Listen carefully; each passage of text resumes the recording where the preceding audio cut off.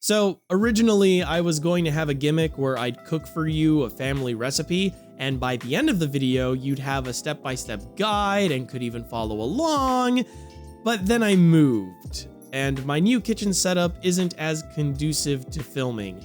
I couldn't get the shots or the lighting I really needed to make it look good, so that whole thing fell through. But that doesn't change the fact that cooking is an integral part of our individual and collective identities. Who we are is partly owed to what we cook or eat. And naturally, cooking finds its way into video games the same as any other defining aspect of our existence. But we often overlook the significance of cooking in video games. As it turns out, this little feature has a lot on its plate. They made games about everything back in the day. Cooking in games technically started with the Burger Time arcade game in 1982 and expanded into the tycoon genre with a bunch of titles about managing restaurants and serving guests. While these certainly are cooking-based games, they're not really what I'm referring to when I say cooking in games. There's a cooking element, sure, but the art of cooking isn't present. The spirit, the soul of cooking is absent. Burger Time's a platformer inspired by Donkey Kong. Those tycoon games are more about managing restaurants. No, when we talk about cooking in games, we're talking about something a little more appreciative of the culinary arts. Food prep, cooking itself, presentation, the building blocks of wasteful, expensive restaurants, and Instagram food pics. These factors are what make the act of cooking so enjoyable, and the act of cooking in games memorable. And that is a little harder to track down in history. The earliest example I could find of what I mean is in Suikoden 2. Once you recruit a certain character, a side quest of cook-off challenges unlocks for you to do. Utilizing recipes you can earn by winning cook-offs or purchase at shops in-game, you're tasked with impressing a random selection of 4 judges with different tastes and preferences per cook-off. Recipes aren't full-on dishes, they're sort of central ideas you adjust or modify with a different selection of seasoning, changing the final dish you create. You have to make an appetizer, main course, and dessert to impress the judges overall, and a lot of it is determined by using hints during the judge introductions and your own gumption. Knowing what dish is appropriate for what part of the meal, what the judges favor, what seasoning will achieve the desired effect or flavor profile the judges prefer. Now this is a cooking minigame. Because cooking isn't an exact science, something Suikoden 2's chef character comes to celebrate more and more upon every win in the cook-offs. Cooking is subjective. It's a trial and error process, even when you're trained to find the right spices or alterations to create novel dishes or meet the desires of whoever you're cooking for. A lot of the cooking experience is about sourcing your own ingredients. There's a real sense of achievement when you learn how to pick out produce, when you know what cuts of meat or vegan equivalents can work just as well with the same recipe. When you've got a solid enough understanding of seasonings that you can off the cuff add it to a dish with confidence it's going to change the flavor profile in a good way.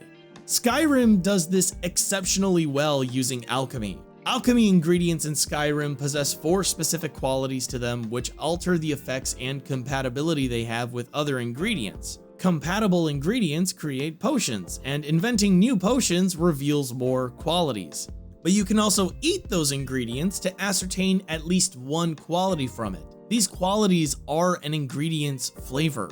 Expert alchemists become expert foragers and expert guides to the wilderness around them, the same way expert chefs are expert guides to the art of sourcing their ingredients. If you ever want to get started on learning how different spices or seasonings work together, take a cue from Skyrim and just taste it.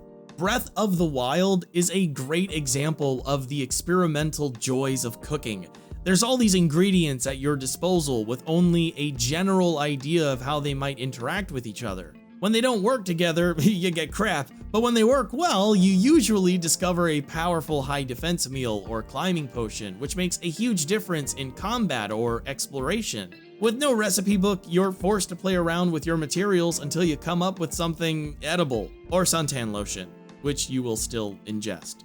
Link is weird. Once you know how to make something just the way you like it, the experience of cooking gently wraps itself around you like a blanket of pride. Cooking can be a very meditative action, but when you're putting all kinds of ingredients together, it can also take on a self-reflective quality. Well, maybe that's too strong. Maybe GC's trying to squeeze his mission statement into too many videos. At the very least, you are learning a little more about yourself in the process. The spices you like, the tastes that ruin your appetite, the refinement of your palate. Cooking is a great way of getting acquainted with yourself, and at least in Breath of the Wild's case, the potions or meals you come back to reflect your playing style as well. Breath of the Wild's cooking also nails a harsh reality. You often have to get creative and find substitutes for what you're making. Because life can have limitations you need to find workarounds for. Sometimes you don't quite have all the spices you might need, or you're missing one or two other ingredients. With enough experimentation, you'll learn simple substitutions and adjustments you can make for similar results, and Breath of the Wild's cooking system gets this across super well. Similar ingredients will result in similar creations, albeit at varying potencies. But that's cooking! The limitations of cooking breed creative solutions both in-game and in real life, and lead to new creations. And you invent a lot of new recipes in Breath of the Wild, including some old ones you forgot you already made. The absence of an in-game recipe book is a big misstep in Breath of the Wild's cooking feature. Yeah, I can write it down myself, but I'd appreciate it if the game I was playing for recreational purposes did it for me. I'm not taking exams, y'all. I don't need the study material. Moreover, writing down recipes is also a super important part of cooking if you're going to be doing a lot of different kinds of it. It's a good habit to get into doing, not just for the ease of recreating a jaw-dropping, mouth-salivating dish, but also so you can share the recipe with your friends and see how they like it, or how they modify it. Cooking is rarely a completely solitary act. There's a lot of social interaction, and some games do a great job capturing the social dynamics of cooking. Now, I could bring up a ton of farm life games as good examples of representing cooking as a social activity, but those titles are almost entirely built around social concepts to begin with, and I already made a video about the genre as a whole. There should be a thing you can click to go watch it if you'd like. It's multiplayer games where this social cooking really shines. In Pokemon Sword and Shield, players can make curry together at a shared campsite. Just like in Suikoden 2 and Breath of the Wild, the kind of curry you make is dependent on the kind of ingredients you end up using and the quality of your cooking abilities. You can watch how other players cook the curry with you, the speed they move their fans, or how aggressively they stir. You're naturally going to have some questions for the person who's spilling everything out of the pot, the same way you question the incredibly dangerous methods your kitchen mates utilize to cut vegetables. Even though it only lasts a minute, cooking curry with your friends in Sword and Shield accurately expresses what it's like cooking with others in physical space. Simply being able to watch their technique and then conversation sprouting around it is part of the real thing, as is tasting what you've made together, for better or worse.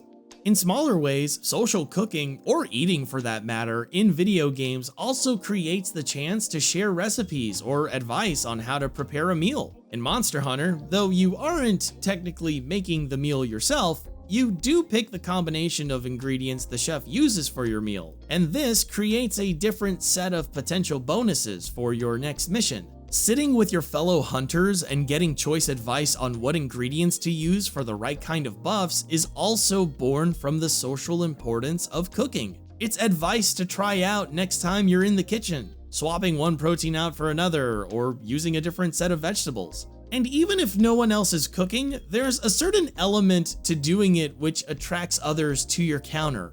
Cooking has this magnetic attribute. We have parties centered around cooking, barbecues, potlucks. People can smell something good in the kitchen and leave their rooms to strike up a conversation with the cook. We love congregating in a space where food is actively being made. Sword and Shield, again, gets this idea right. Depending on how good your curry smells, it can attract wild Pokemon to your camp who find the smell so delectable they might ask to be a part of your Pokemon team. Then there's cooking in MMOs. Most popular MMOs have a cooking skill or class, and like most secondary classes, the cooking itself can get a little monotonous when you're just doing it by yourself. So what do? Well, naturally, you chat up the guild, or in Final Fantasy XIV's case, the free company, while you're doing it. Although you aren't bringing any boys to the yard, you're still hanging out with people and adding a social element to a cooking minigame. You aren't bringing any boys to the yard. My God, I am transitioning into an old man. Granted, MMO leveling of any non-combat skill or class tends to repeat this routine, but it doesn't necessarily have to be mutually exclusive. You can then gift your creations to fellow players, recreating the exciting moment of having someone else try your cooking. These little gestures might not feel like a whole lot in the grand scheme of your overall gameplay experience, but sometimes they are the icebreakers to the more memorable moments. Sometimes what people need to form bonds is a hot meal made by or with someone else in order to warm up to each other. Sometimes good advice from one cook to another on a familiar recipe will keep that person in our hearts for a long time. In multiplayer games, sometimes those little moments of cooking curry together or talking to each other while we're picking ingredients is enough to bolster our spirits. Cooking isn't just about experimentation, it's about care, either for ourselves or for others. Cooking for someone else is a way of saying you care about them. I really wish my friends would stop mailing me eggs in Final Fantasy though. This is caring too much. Please care less. We often view cooking as this insular practice. You do it at home or with people you know. I think it's because a ton of cooking shows are about watching chefs compete or cook alone in their kitchen, and for some reason they've always got guests coming over for a brunch or something. When the hell do these people have a day to themselves? Doesn't anybody else cook at home? Bunch of moochers. I prefer cooking shows focused on traveling to other places. Parts unknown, diners, drive-ins and dives, shows of that nature. Much of the cooking experience involves learning how to make dishes from different parts of the world. It's about understanding the history of this cuisine and the people who make it. You can definitely relish another culture's food without knowing anything about it, but there's a golden appreciation attached to learning its origins and why it's a staple in said culture. You can definitely relish another culture's food without knowing anything about it, but there's a golden appreciation attached to learning its origins and why it's a staple in said culture. Food tastes better when you know where it came from and why. Final Fantasy XV's cooking feature isn't one where you do anything yourself, but you'll come across all kinds of new culinary experiences and region-specific ingredients. These inspire Ignis, the chef of the party, to recreate those recipes using the ingredients you find. With food in Final Fantasy XV also bestowing boosts to your party, and Ignis inventing more elaborate recipes the more he cooks, you're incentivized to stop at every, well, diner, drive-in, and dive you find for recipes unique to the area.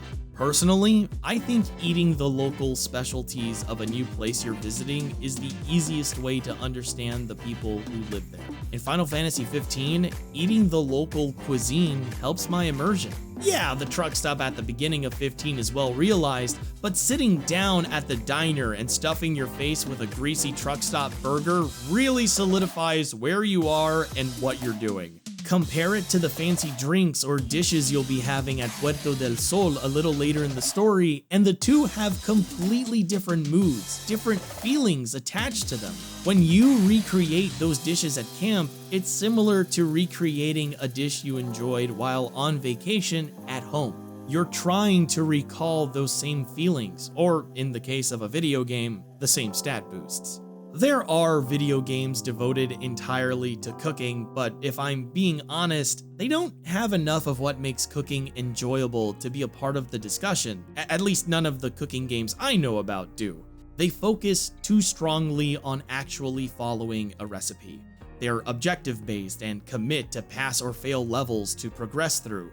This isn't thematically cooking. This is using cooking as a backdrop to a video game. This is a cooking stage set. They miss the strengths of the culinary arts, improvising, socializing, learning.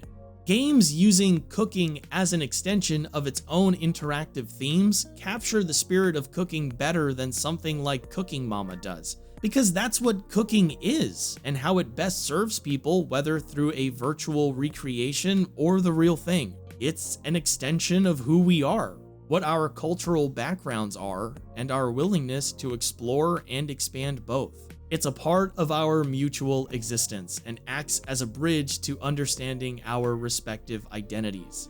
And the games doing it right impart a little bit of wisdom and a little more eagerness in our willingness to cross over into new lands.